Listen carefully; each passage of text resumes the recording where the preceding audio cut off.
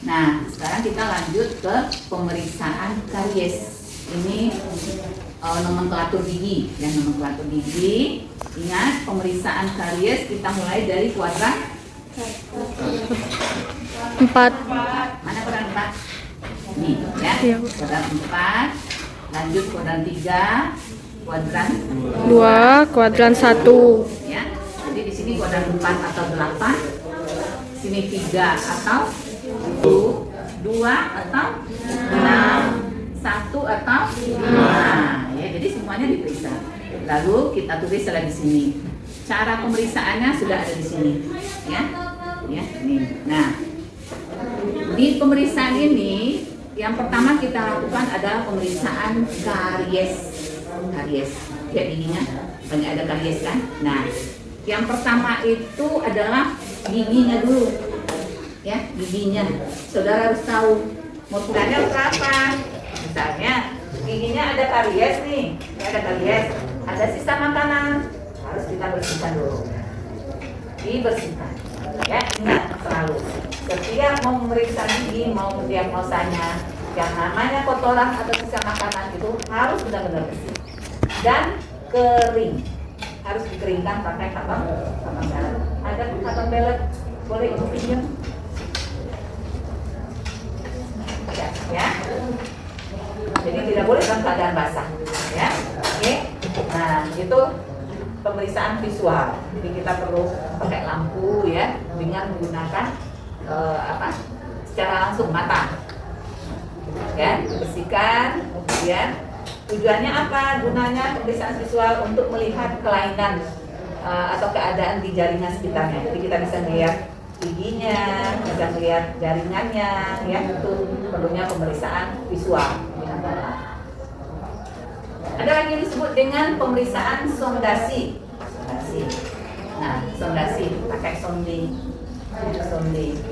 ya, kaca mulut dan sonde.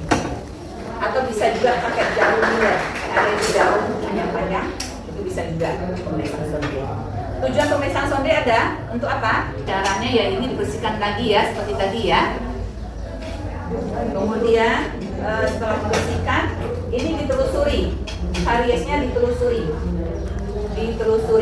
Jadi bukan hanya satu tempat aja ditekan begini, enggak. Pemeriksaan sondasi itu bukan hanya satu tempat ditekan, enggak, tapi ditelusuri. Kenapa harus ditelusuri? Kenapa bukan satu tempat ini aja? Kenapa? Karena kedalaman karies ini beda-beda. Bisa jadi arah ke belakangnya lebih dalam, ke tengah lebih dangkal, atau ke pinggir sini lebih dalam. Makanya kita harus telusuri. Dan yang kita periksa adalah yang karies yang paling dalam, yang paling parah. Ya, jadi dengan cara menelusuri. Ya, menelusuri. Kemudian hati-hati ya, tapi jangan ditekan ya. Apalagi kalau udah karies pulpa, kamu telusuri terus kamu tekan, pasiennya akan menjerit. Ya. Nah, kemudian kalau seandainya timbul rasa sakit, pasiennya merasa sakit, berarti itu udah kena pulpanya, saraf giginya. Ya, jadi gigi itu kan ada tiga lapis ya.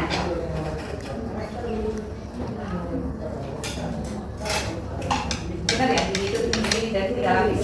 Benar ya? Lapis apa saja? Devin, purba. Lupa ya. Ini sampai kamu udah tamat, kamu gak boleh lupa. Ya. Nah, ini lapisan mainnya. Pintunya ditutup tidak silau. Ini kayaknya bukan spidolnya yang bermasalah, tapi ininya. Tanpa tulisnya ini udah terlalu kotor. Iya, Bu. Ya, jadi Iya. nggak lengket lagi. Ya. Nah, ini lapisan 4.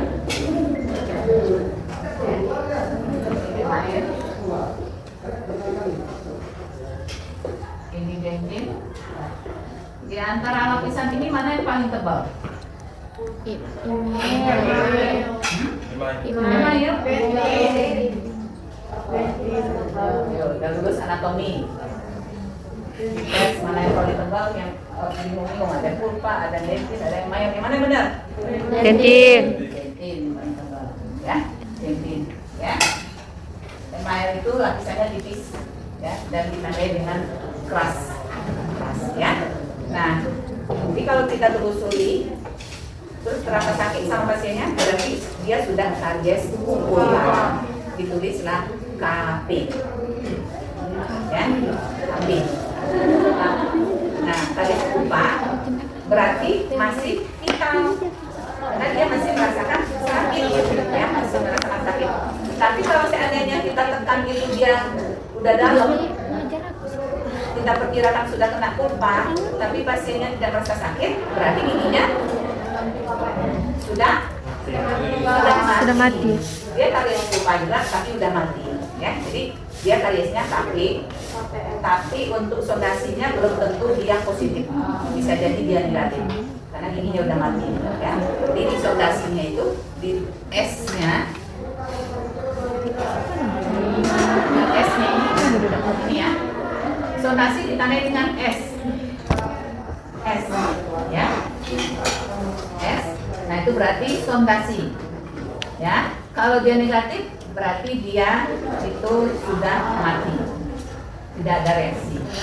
Atau apa yang kedua, kemungkinan kedua, kalau seandainya dia ditelusuri terus dia tidak merasakan apa-apa, apa kemungkinan kedua? Tidak ada KME, KMD, KMP, nggak ada, ya. Dia ada KD, KD, KP, ya, praktis saja. Nah,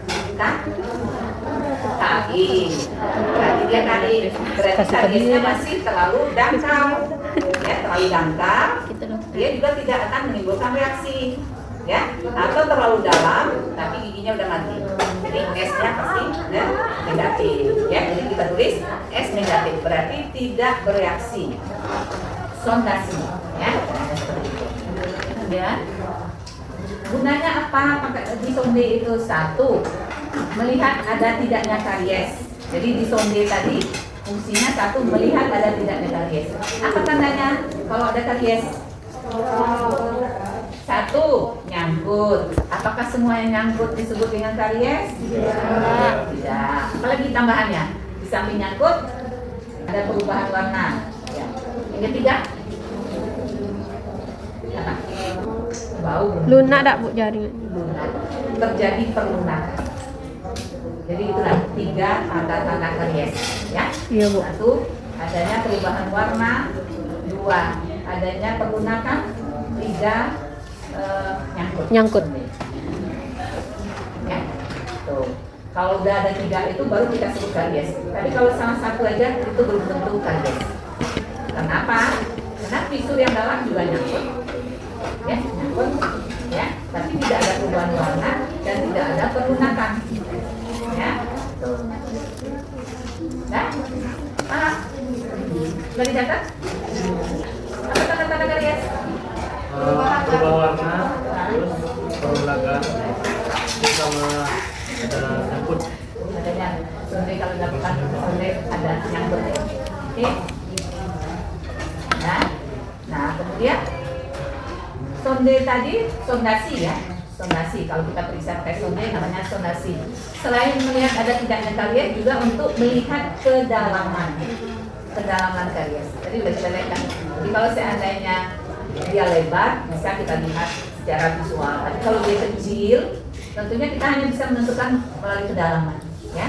Jadi kita tekan, terus terasa masih keras, dan dia juga masuknya paling 1 mili, itu berarti masih karies, ya. Tapi kalau seandainya kita sonde udah agak lembut, ya, beda kan ya. Coba ditekan, kita tekan-tekan email yang sehat dengan yang udah dentin, beda kan rasanya? Beda, ya kan? Agak lebih lembut, ya. Kalau yang dentin agak lebih lembut, karena jaringan yang paling keras di gigi itu adalah email. Tuh, berarti nggak konsentrasi, ya. Jadi jaringan yang paling keras itu adalah email. Jadi kita tekan email, kita tekan dentin, itu akan beda rasanya. Kalau dentin yang Ya, paling aku nah gitu. Jadi kamu pakai feeling, harus pakai feeling, paling dalam. ya. Kalau kita tekan ini ke dalam, masih keras, ya. kedalamannya paling Intinya 1 kalau mili. udah 2 mili. Berarti itu masih KI, garis Mile. mile. Kalau udah Tapi 2 gitu mili kamu itu tekan, pulpa. udah lebih dari 1 mili, mungkin 1,5 atau 2 mili, Pulpa. dan terasa Itu udah udah terlalu, lapar gigi. itu berarti kan KD. KD. Tapi gitu kamu tekan, terus masuk sampai ke dalam, itu berarti sudah kaget. Lupa. Pulpa. Ya. Jadi dengan sondasi juga bisa kita lihat kedalaman karies, ya. Nah, kemudian melihat gigi vital atau non vital pakai sondasi juga. Gimana? Kamu tekan, ya, kamu telusuri, terus kamu tanya sama pasiennya, ngilu nggak bu giginya? Kalau ngilu, berarti giginya masih vital. Kalau dia bilang terasa ngilu nggak bu? Enggak. Berarti giginya sudah vital. Atau, ya, tadi kan udah dijelaskan. Kalau dia karies pulpa, berarti udah sampai ke saraf. Tapi gitu ditekan, dia nggak ada reaksi, berarti itu non vital. Atau giginya terlalu dangkal. Karies email biasanya juga nggak ada terasa ngilu sama pasiennya. Jadi jangan kamu bilang karies email ditekan gini, bu ngilu nggak bu? Nggak, waduh gigi bu udah mati. Kaget pasiennya, ya. Sementara KE juga kadang tidak ada reaksi. Ya. Jadi sondasi itu ada 3 gunanya. 1 untuk apa? Melihat kariesnya. Yang kedua, kedalamannya. Yang ketiga, vital atau non vital. Ya, itu gunanya sondasi dengan cara menelusuri. Oke. Kita lanjut ke jangan perkusi dulu. Biasa urutannya termis. Jadi sondasi termis dulu. Ya biasa kita pakai di klinik aja ya. Kalau tidak dipakai, termis berarti pemeriksaan suhu ya. Nah, alat yang digunakan kaca mulut, Jadi ya mas. sabun merah, fluoretil. Karena kita menggunakan tesnya tes dingin. Nah, caranya gimana? Bersihkan kavitas gigi. Tadi kan ibu udah hati-hati. Sebelum diperiksa pemeriksaan klinis, itu semua karies sudah bersih dan kering, ya. Nah, dibersihkan, kemudian kita ambil sabun merah, ya. Terus kita semprotkan ke bawah yang gigi, ya. Ini kena mata pasien, ya. 1 kali semprot. Terus diangin-anginkan sampai keluar belembung salju. Nih, keluar saljunya. Ya, kelihatan saljunya? Ini akan kelihatan saljunya. Nggak kelihatan bu, agak itu dikit. Oh ya, Agak ke bawah lagi bu. agak ke bawah. Iya. Oke. Ya, kelihatan saljunya. Ya. Nah, udah muncul saljunya, baru kita tekankan, masukkan ke kavitas gigi yang tadi. Kita masukkan sampai menyentuh dasarnya. Makanya kantong peletnya nggak boleh gede-gede, nggak boleh besar-besar, ya. Sedang-sedang aja, masukkan ke dalam sampai dia masuk ke dalam. Ya. Nah nanti kita tanya pasiennya, ngilu nggak bu? Dia ngilu. Nah, ya. Jadi kita tes dingin, tes termis dengan menggunakan fluoretil. Ya. Nah, udah masuk kavitas. Nah, gunanya untuk apa? Sama dengan sonde tadi, untuk vital atau non vital juga. Jadi kalau pasiennya bilang ngilu bu, ngilu, berarti giginya masih hidup, masih vital. Tapi kalau dia bilang ngilu bu, enggak, nah itu berarti giginya udah mati. Kalau kariesnya dalam, tapi kalau kariesnya masih dangkal, dia nggak mati karena masih kecil. Ya, paham? Bisa kita lanjut. Nah, kalau seandainya ditulis di situ, gamis. Coba tanya pasien kamu, ngilu nggak? Mau pakai fluoretil kloretil? Ngilu, Bu. Hah? Mau pakai kloretil? Bisa ditanya pasiennya itu. Ya, boleh mau dapat. Jadi pakainya kloretil. Ya, Tidak, Bu. Ngilu nggak Bu? Gitu.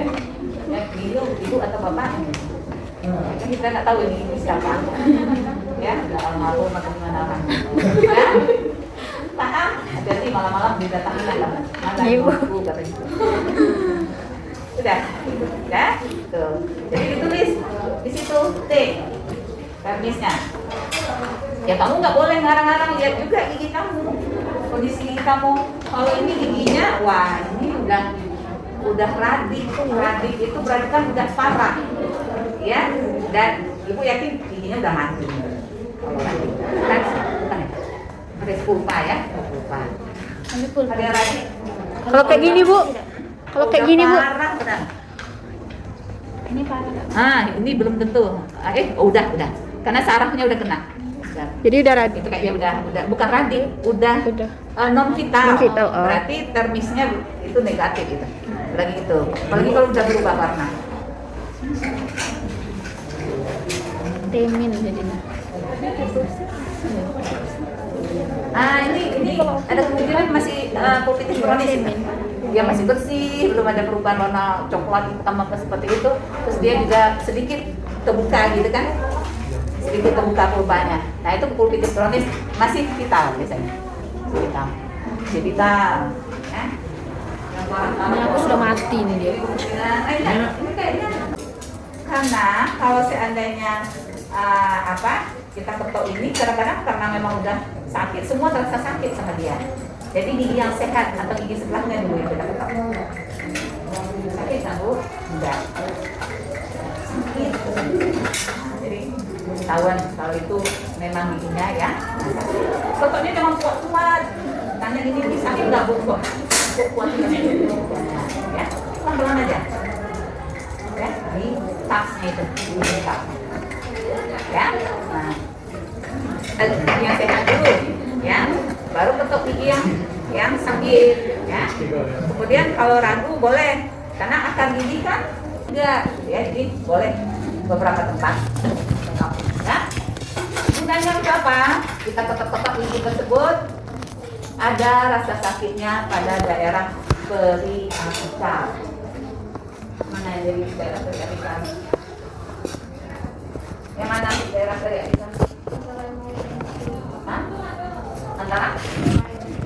Yang mana dengan pupa? Sini. Yang mana dengan pupa? Sini. Ya. Sini. Di dalam periapikal. Ayo. Periapikal atau jaringan periodontal yang mana? Ujung akar.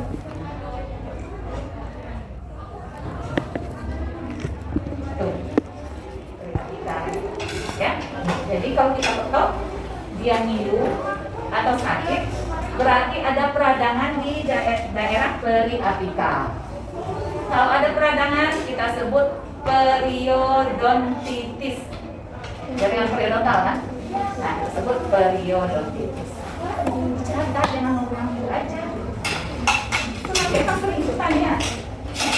Tapi tidak terbiasa ya. Maksudnya apa yang kira-kira perlu dicatat. Gitu ya. Dikasih tahu dulu, dicatat. Periodontitis. Jaringan periodontal, ya kan? Jaringan periodontal mengalami peradangan. Periodontal. Enggak? Jaringan periodontal kan? Jaringan penyangga gigi itu disebut periodontal kan? Nah, mengalami peradangan. Nah, ini kita sebut dengan periodontitis. Tis di belakang ini menandakan peradangan. Gingivitis, periodontitis, pulpitis, ya. Ada namanya tis di sini? Tidak ada. Kalau ada tis berarti itu peradangan. Nah, oke. Udah dicepetin nah. Ibu apa kita nggak boleh kuliah lama-lama nanti datang nih lama-lama udah kuliah. Ya, satgasnya. Udah? Paham? Nah, tuh. STP ya. Jadi kalau diketuk diperkusi positif, ngilu positif gitu. Tapi kalau dia diketok buat dia tidak ngilu negatif. Ya, udah tahu ya kepanjangan dari STP. Nah, itu. Yang berikutnya yang sering diperiksa itu adalah mobility. STPM. Mobility. Mobility. Apa itu mobility? Alatnya ini, Vincent. Pegang ininya. Pegang. Buka, patah, buka mual. Ya. Kita gerakkan ke buka, ke mual, ke mesial, distal. Ya, dipegang arah bukal dan lingual. Terus kita gerakkan ke arah bukal, lingual, mesial, distal. Kalau dia gerak semua, terus agak kita rada angkat gitu. Boleh kita rada angkat. Jadi begini, nah ini dia bergerak kemana-mana. Pasti tarik ke atas. Dia juga bisa diangkat ke atas. Nah, nanti ada kriterianya. Mobility berapa? Mobility 1 itu apa? Mobility derajat 2 apa? Yuk kita lihat. Mobility derajat 1. Coba dibacakan. Coba bacakan. Derajat 1, pasien merasakan giginya goyang.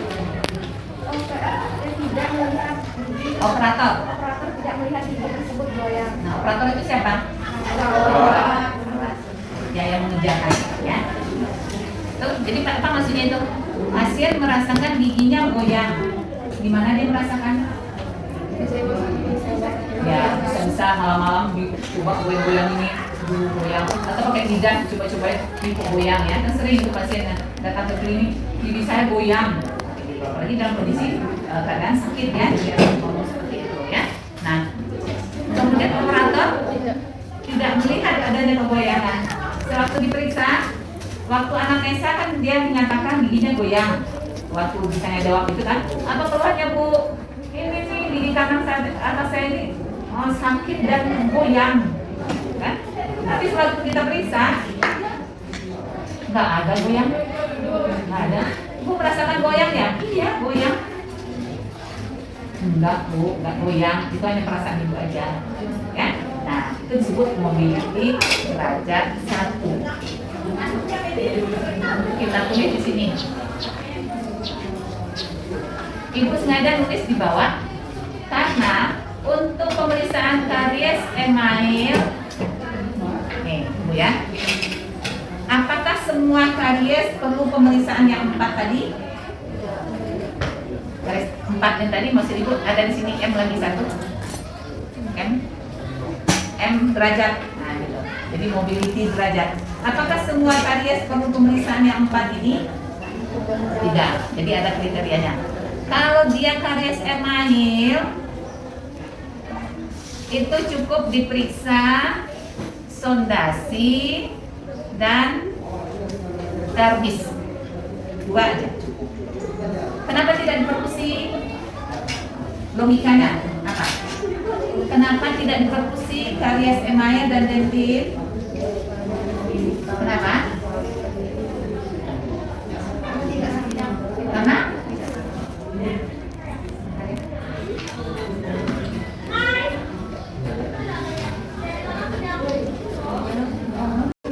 sulung. Nah, karena mobility ini untuk menentukan derajat kegoyangan, menandakan apakah gigi tersebut udah mau berganti atau tidak. Nah, terus ada lagi karies email, karies dentin, karies pulpa, ada yang namanya radik. Ya, tinggal akar aja lagi, ya. Ingat ya, radik secara anatomis dengan radik di ilmu patologi sedikit berbeda. Kalau di anatomis yang disebut dengan radik hanya bagian akar, benar? Benar. Tapi kalau radik di ilmu patologi sepertiga mahkota sampai ke bawah itu udah bisa dinyatakan itu radius. Ya, jadi masih ada tinggal sepertiga mahkotanya dengan akar ke bawah itu udah bisa dibilang radik. Oke, nah kalau radik apa yang perlu diperiksa? Yang perlu diperiksa, bisakah radik disondasi? Tidak. Bisakah ditermis? Tidak. Karena nggak ada lagi itunya kamar upahnya udah nggak ada lagi, ya. Jadi apa yang perlu? Cukup perkusi mobil. Ya? Jadi memang ada kriteria pemeriksaan itu tidak semua diperbolehkan. Oke, kan? Nah, kita lanjut lagi yang tadi. Ini melenceng sangat sini. Nah, tadi mobility derajat 1, ya. Berarti itu pasiennya merasakan, mungkin dia tadi malam ngerasa dipegang-pegang. Biasanya kan kalau pasien sakit gigi kan dia akan coba pegang-pegang itu ya, sampai goyang gigi saya. Nah, kemudian dicoba pakai lidah juga goyang. Itu mobility derajat 1. Karena setelah itu dia datang kita periksa, enggak apa-apa, enggak goyang kok. Ya. Nah, gimana dengan derajat 2? Coba. Ya, baca. Derajat 2, pasien merasakan giginya goyang. Operator dapat melihat atau goyang sedikit. Ya, dia pasien sudah bilang pasien saya goyang, ini karena sakit ini goyang. Nah, sewaktu kita goyangkan ini, buka mual ini, memang kelihatan ada goyang sedikit. Ya, itu disebut dengan mobility derajat 2. Ya, mobility derajat 2. Nah, ada derajatnya di atas. Ya, ya coba kamu goyangkan gigi kamu itu gimana? Goyang nggak? Nggak goyang. Nah, tuh. Apa? Berantem? Hah? Coba goyang. Gigi langsung ya. Oke. Nah, paham? Nah, lanjut ke mobility derajat 3. Mobility derajat 3. Coba. Kanan siapa namanya? Dana, Bu. Hah? Dana. Coba. Derajat 3. Gigi dapat digoyangkan dengan lidah pasien atau pinset ke arah horizontal. Nah, berarti lebih parah daripada mobility derajat 2 ya. Dia otomatis pasti pasiennya merasakan goyang. Nah, Ini sewaktu berarti. digoyangkan, itu dia bisa digerakkan secara horizontal. Apa maksudnya horizontal? Lurus. Lurus ke atas. Atas ke bawah ini horizontal. Oh, ada kayak Ke belakang. Nah, depan. Jadi ya, ini kayak gini. bisa digerakkan ke arah pipi, bukal, lingual, mesial, distal. Nah, kan Oh, horizontal. ininya ya. Kemana-mana dia bisa bergerak. Nah, itu disebut mobility derajat Jepit, habis 3. jepit. Nah, kesimpulannya mobility derajat 3 ini kira-kira Tetap digerakkan. kayak gitu, kayak gini nggak gigi gitu. Bisa nggak digerakkan pakai lidah? Bisa. Ya, jadi dia Oh, dari kayak gini. kemana-mana udah bisa bergerak. Tapi masih dalam arah horizontal. Ya, ke kiri kanan, maju mundur. Ya. Nah, itu mobility derajat 3. Nah, sekarang mobility derajat 4. Ayo, siapa namanya? Hah? Ferdi, ya. Derajat 4. Gigi dapat digoyangkan dengan lidah, pinset, atau Pasien. gigi dapat digoyangkan dengan lidah pasien atau pinset ke arah horizontal dan vertikal. Nah, yang mana itu horizontal dan vertikal? Berarti kanan kiri, depan belakangnya Bu goyang semua. Atas bawah ada tambahnya vertikal. Nah, itu sepertinya udah sangat goyang ya. Jadi kalau kita jepit mungkin bisa lepas bebasnya. Ya. Nah, jadi kamu udah bisa membayangkan kira-kira mobility derajat 1 itu seperti apa, 2 itu goyang sedikit, kalau 1 nggak kelihatan, cuma perasaan pasien aja, nanti pasiennya lagi lebay kali ya, karena gigi ya, dia bilang, gigi saya ini sampai goyang, ternyata enggak, saat kita periksa enggak kelihatan. Terus ada lagi yang dia kita periksa, iya goyang, tapi masih kelihatan sedikit, 2. Tapi kalau udah bisa gerakan semuanya, tapi masih dalam arah horizontal, itu 3. Ya. Nah, ada lagi dia tidak sementara terus diangkat-angkat juga dia bakal lepas. Nah, kayak gini lepas deh. Ya. Nah, itu berarti derajat 4. Ya. Jadi itu. Nah, biasanya mahasiswa yang dapat kasus pasien mobility derajat 3 atau 4 ini itu akan kasih izin langsung di ekstraksi. Ya. Karena kasihan, satu pasien sama pasiennya. Nanti orang tuanya gimana? Loh, anak saya dibawa, tapi kok giginya yang goyang itu aja nggak diapa-apain. Nah, orang tuanya akan kecewa. Ya, anaknya juga bingung, akan susah makannya karena, aduh, ini goyang-goyang terus susah nih, mau makan susah. Nah, makan es krim juga susah gitu ya. Nah itu. Terus yang ketiga, kasihan mahasiswanya, mana tahu itu udah jadi targetnya, besok mau cabut, Bu saya mau cabut gigi ini apa, terus lihat kok giginya nggak ada lagi dek, iya makan kerupuk kemarin nggak copot dewek katanya. Nah kan kasihan. Nah bisa dibayangkan kalau mobility derajat 3 dan 4 itu sudah parah ya. Jadi udah saatnya ya, dan nyambutnya juga nggak perlu disuntik-suntik, nggak usah pakai infiltrasi, cukup pakai ini. Nah es ya, kalau anak-anak biasa pakai ini ya, kalau orang dewasa pakai cabut kayak ini, nah itu kembali ke gigian anak gitu ya. Nah itu mobility. Nah itulah pemeriksaan yang perlu kita lakukan sewaktu pasien datang ya, pasien datang.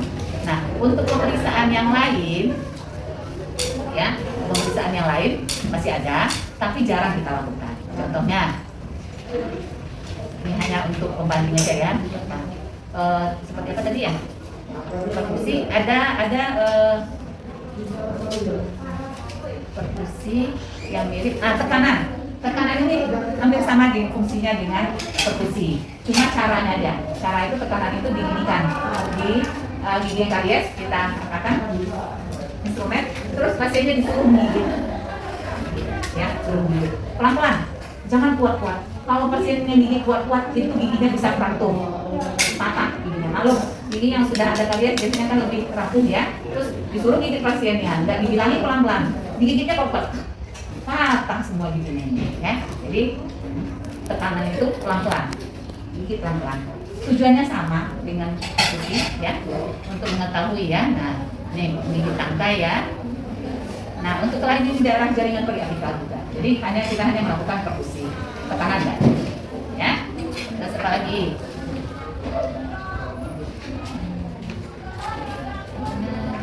Nah, palpasi ini khusus untuk melihat jaringan adanya kelainan di daerah apeks gigi.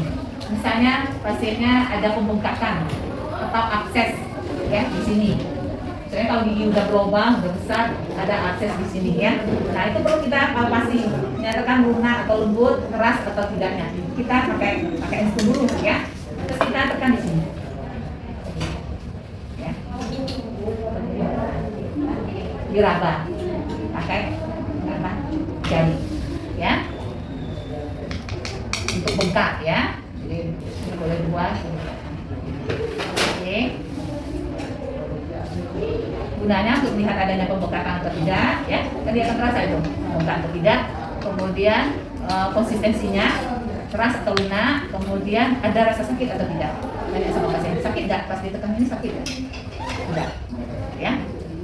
Jadi kalau ada yang bengkak di kursinya atau di rongga mulutnya, kita menggunakan palpasi ya.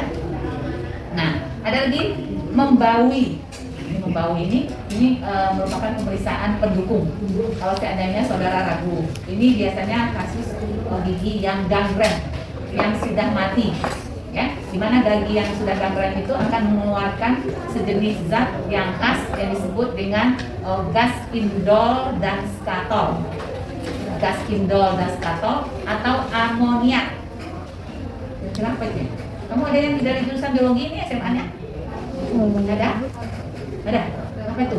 Rumus kimianya apa? Amonia itu rumus kimianya apa? Ayo, kimia apa namanya? Kimia organik. Ya. Amonia apa rumusnya? H2? H2. H2. H2S. Ya. Seperti apa sih amonia itu baunya? Bau dong. Hah? Bau apa? Hah? Bau terasi? Ya bau terasi ya? Hah? Hah? Bau apa? Cat rambut, amonia ya. Kalau sehari-harinya, kalau kamu buang angin, nah itu gas amonia itu. Bau berarti. Ada wangi? Ada yang wangi? Nggak ada kan? Enggak ada Bu, bau. Bau kan? Iya, Nah, itu Bu. gas indol dan skatol. Nah gigi yang telah mati itu akan mengeluarkan gas itu, indol dan skatol. Jadi kalau ada pasien yang bau mulutnya nggak enak, itu berarti ada dicurigai dalam rongga mulutnya ada gigi yang sudah mati. Ya. giginya yang udah mati, orangnya belum. Ya, orangnya udah meninggal juga, nanti nggak bisa bawa gigi. Nah, caranya gimana? Kenapa perlu dilakukan pembaui? Nah, kamu memeriksa gigi pasien, terus kamu temukan kariesnya karies pulpa. Ya, karies pulpa itu bisa dia udah vital, bisa yang non vital. Kalau kita sonde dia ngilu atau sakit, berarti masih vital, masih hidup giginya. Tapi karies pulpa, seandainya kamu sonde, itu dia diam-diam aja pasiennya, tidak merasa apa, nah itu berarti sudah mati, disebut dengan gangren, ya gangren, mati. Nah, kamu ingin membuktikan ini aku nih pasien dibilang tanya seperti nggak jelas. Untuk membuktikannya boleh, karena gangren itu kan mengeluarkan gas yang amonia yang punya ciri khas. Kamu masukkan ke kavitas tadi, kavitasnya bersihkan dulu ya. Kamu masukkan ini. Kamu ngetes nih, ini gangren atau enggak? Kan? Terus kamu lewatkan di bawah hidung. Ya, jangan nahan napas, kalau nahan napas nggak tahu. Ya, jadi dilewatkan. Di bawah hidung. Ya, kamu harus bisa seperti itu. Ya, seorang perawat, apalagi perawat gigi itu tidak ada istilah gigi itu enggak. Ya, harus memang. Jangan kamu lihat 40 orang kamu mentang-mentang lupa pasien. Nah, itu bisa. Ya. Udah, ibu ke klinik yang lain aja ya. Saya tidak terima scaling di sini. Ya, bisa pasang nanti bapaknya buat pelan tidak menerima scaling. Ya, seperti itu. Jadi dilewatkan. Nah, nanti dia kalau memang dia sudah gangren, akan ketahuan. Terasa kok masuk bau. Ya. Tuh. Ya, mobility sudah. Nah, EBT ini pakai mesin, jadi dia seperti ada ampernya. Jadi kalau kita masukkan jarumnya ke gigi, masih vital atau tidak, dia ampernya akan bergerak. Ya, namanya EBT, Electric Pulse Test. Ya. Radiologi, kalau seandainya memang butuh kita periksa dengan pemeriksaan lain, kita masih ragu dengan kondisi giginya, perlu pemeriksaan penunjang radiologi, misalnya boleh kita ronsen pasiennya, ya. Misalnya mau melakukan giginya sudah karies pulpa, apakah ini masih bisa dilakukan PSA, perawatan saluran akar atau tidak? Kita mau lihat jaringan periodontalnya masih bagus atau tidak, kita lakukan pemeriksaan radiologi. Ya, itu hanya kasus-kasus tertentu. Jadi memang semua pasien kamu ronsen ya. Nah, radiologi ini macam-macam. Ada yang gunanya untuk melihat ada tidaknya benih gigi, ya, atau gigi ya di bawah. Mau lihat sisa akar, kan nggak bisa lihat kan sisa akar dari luar. Mau lihat kista, tumor, kanker, gitu ya. Pakai ronsen. Kemudian mau lihat karies proksimal. Yang proksimal itu yang mana ya? Karies proksimal yang mana? Proksimal. Anatomi gigi lagi. Permukaan proksimal yang mana? Hah? Punya?